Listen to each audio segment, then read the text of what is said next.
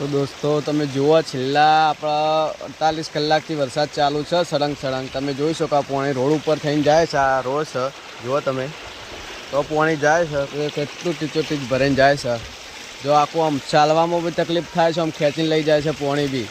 આ જો આ બાજુ નાળું છે એ નાળા ઉપર થઈને પાણી આખું જાય છે જુઓ કેટલી સ્પીડમાં પાણી છે એકદમ જુઓ બાઇક લઈને નીકળે અહીંથી તો બી બાઇક પણ તણાઈ જાય એવું થઈ ગયું છે તો હમણાં તો હાલ બહુ ખરાબ થઈ ગયા છે વરસાદના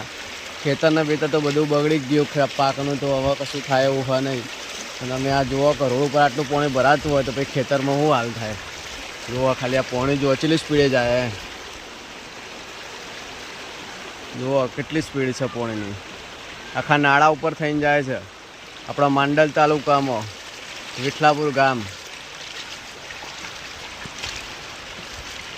જુઓ ખાલી છે ને